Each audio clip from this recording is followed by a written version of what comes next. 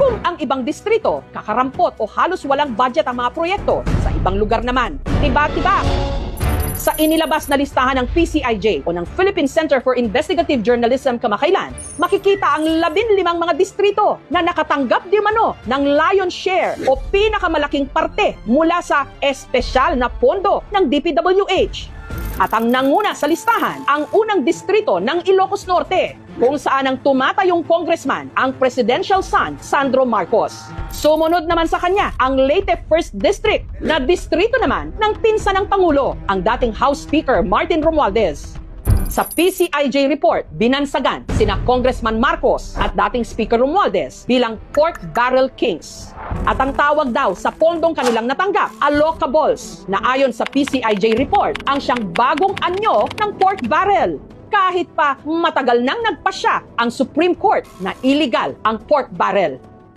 Ang non-allocables, pondong hindi raw pwedeng galawin. Halimbawa, mga pasweldo. Ang allocables naman, pondong inilaan sa bawat distrito na gagamitin sa proyektong pipiliin ng kanilang congressman mula raw sa tinatawag na menu ng DPWH.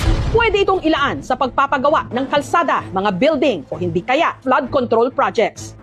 Ang problema, ang allocables, hindi pantay-pantay sa lahat. Mula 2023, ang napunta di mano sa distrito ni Congressman Sandro Marcos, 15.8 billion pesos. 14.4 billion pesos naman kay dating Speaker Romualdez. Samantala, ang Negros Occidental 4th District na kinabibilangan ng barangay Don George Araneta, 3.6 billion pesos.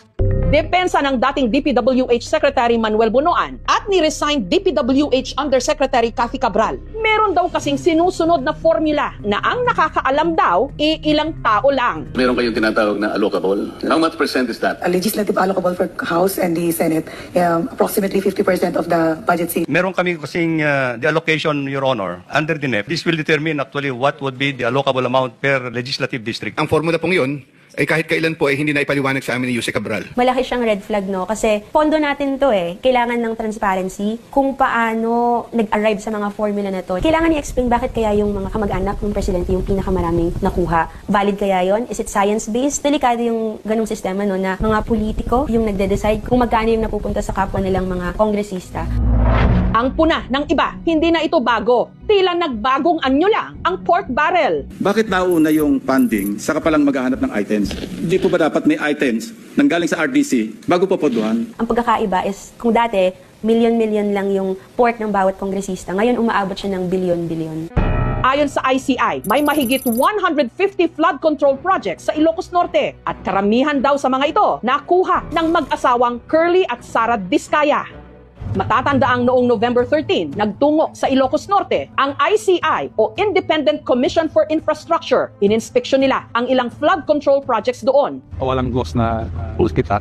Yung may iwan na mga engineers dito, titingnan pa nila ibang mga projects. Pero ayon kay former Ilocos Sur Governor Chavit Singson, maraming mga substandard o maanumalyang proyekto sa Ilocos Norte ang hindi na napuntahan ng ICI. Pero Gov, let's talk about the flood control projects sa Ilocos Norte. Ano ba nalalaman nyo on the flood control projects in Ilocos Norte? Si Sandro, nandun din ang anomalya. The third biggest flood control, nandun yung mga ghost project. Pagpunta nga ni ICI, ginano lang niya ng kamay, natatagal ng semento. Substandard. So hindi na pinuntahan yung mga ghost project. Umalis na kagad sila. Any reaction or comment on this na sinabi po ni Chavit Singson? We are transparent. We will go to every part of the country. Ang hindi ko alam, sinasabi ni Sandro, involved si Sandro. Pati po si Congressman Sandro Marcos, meron din pong pinapasok taon-taon. Lahat-lahat, ang kabuuan ay 50.938 billion pesos. Ganun kagahaman, and I'm always telling everybody, greediness is the downfall of every leader. Sobrang sakim, kaya yan ang downfall ang mga Marcoses. Sa gitna ng mga akusasyon, nito lang Huwebes, voluntaryong humarap si Congressman Marcos sa ICI para magbigay ng kanyang panig. I came here on a voluntary basis so I could help the ICI with their investigation. Do you confirm that you submitted to the commission a letter requesting for an executive session? Yes, sir, we do. We grant your request. With regards to how it went, kung ano man ang mga tinanong nila, I have given the ICI full authority if they deem fit to release the video of my testimony. Sir, yung allegations ng dating Congressman Zaldico, natalakay ba siya sa hearing niyo? It's pure fabrication and pure lies. It's a move that reeks of desperation. It's a political ploy. And I've already attributed it to attempts at destabilization of the government. Tinanong siya ng mga reporter tungkol sa issue ng allocables, pero pinutol na niya ang interview. Sinubukan naming kuhanan ng panig si Congressman Marcos pero hindi pa sila tumutugon habang ginagawa ang report na ito. Naglabas din ng official statement si dating House Speaker Romualdez sa kanyang social media account tungkol sa issue.